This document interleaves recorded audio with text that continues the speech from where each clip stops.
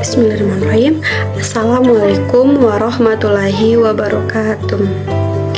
Perkenalkan, nama saya Mariam Padi dengan NIM 4424200032, Prodi Kimia kelas B. Sebelumnya yang saya hormati Bapak dosen pengampu mata kuliah praktikum kimia organik, Bapak Ahmad Kadir Kilo SPD MSI. Baik, pada kesempatan kali ini saya akan menjelaskan tentang materi simbol-simbol hajar dan bahayanya. Simbol yang pertama itu ada flammable atau mudah terbakar. Simbol ini merupakan bahan kimia yang menunjukkan bahwa bahan tersebut bersifat mudah terbakar. Yang kedua itu simbol dangerous for environment, di mana simbol bahan kimia ini menunjukkan bahwa bahan tersebut berbahaya bagi lingkungan. Yang ketiga itu simbol toksik atau beracun. Simbol ini merupakan simbol bahan kimia yang menunjukkan bahwa bahan tersebut adalah bahan beracun. Yang keempat itu ada simbol eksplosif atau mudah meledak, di mana simbol ini merupakan simbol bahan kimia yang menunjukkan bahwa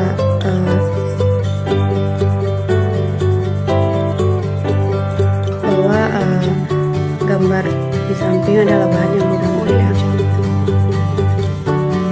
Selanjutnya itu simbol korosif, di mana simbol ini merupakan simbol bahan kimia, yaitu suatu bahan yang menunjukkan bahwa suatu bahan tersebut bersifat korosif dan merusak jaringan hidup.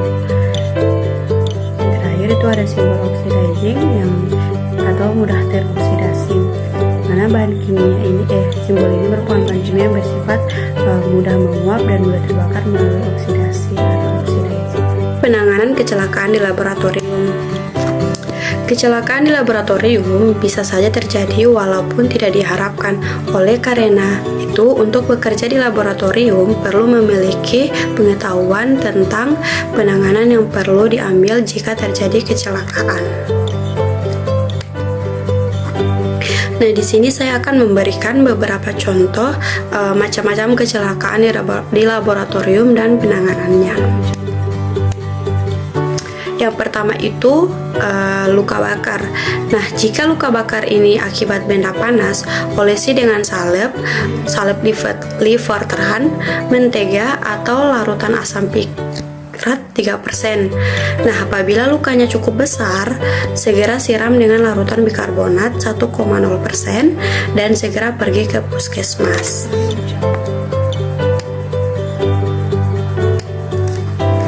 Nah, yang kedua itu kulit terkena asam pekat. Jika kulit terkena percikan asam sulfat atau asam nitrat, segera dilap dengan kertas atau tisu, kemudian cuci dengan air dan larutan natrium bikarbonat, kemudian dikeringkan, dan setelah itu diolesi dengan salep livertrans. Nah, selanjutnya itu ada kulit terkena basah kuat. Nah, jika kulit terkena basah kuat, penanganannya itu segera cuci dengan air yang banyak, kemudian dengan larutan asam asetat 1,0% dan cuci dengan air kembali. Nah, setelah kering, olesi dengan salep livertran.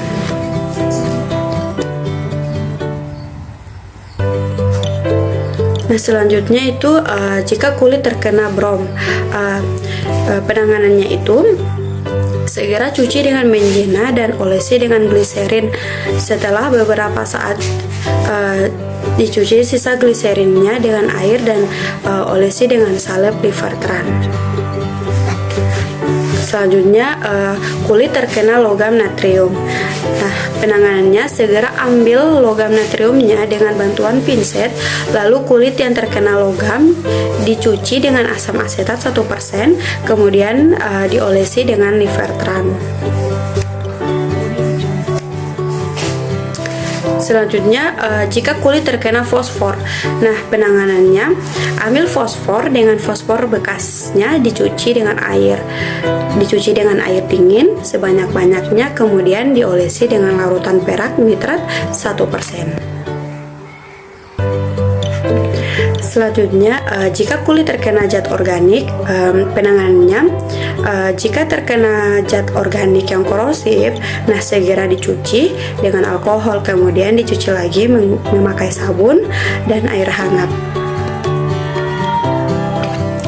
Nah, jika mata terkena asam atau basah, penanganannya itu yang pertama, jika asamnya encer, cuci mata dengan larutan natrium bikarbonat 1%. Ini mempergunakan alat pencuci mata. Nah, yang kedua, jika asamnya pekat, pertama cuci dengan air sebanyak-banyaknya, kemudian dicuci dengan larutan bikarbonat 1%. Nah, yang ketiga, jika mata terkena basah, cuci dengan air, kemudian larutan asam borat 1%. Nah, yang kedua itu teknik laboratorium. Nah, untuk tindakan pencegahan kecelakaan itu yang pertama, hanya percobaan yang sah yang dapat dilakukan. Yang kedua, jika mencium zat kimia, tepiskan uapnya ke muka, bukan menghirupnya dari jarak dekat. Yang ketiga, lebih aman menggunakan kaca pelindung mata atau kacamata di laboratorium. Nah, yang keempat, jika bahan kimia korosif mengenai kulit, segeralah cuci dengan air yang banyak.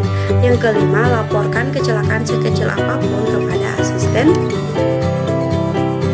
Baik, itulah penjelasan dari saya tentang penanganan kecelakaan di laboratorium dan teknik laboratorium. Apabila ada salah-salah kata, saya mohon maaf. Saya akhiri. Assalamualaikum warahmatullahi wabarakatuh.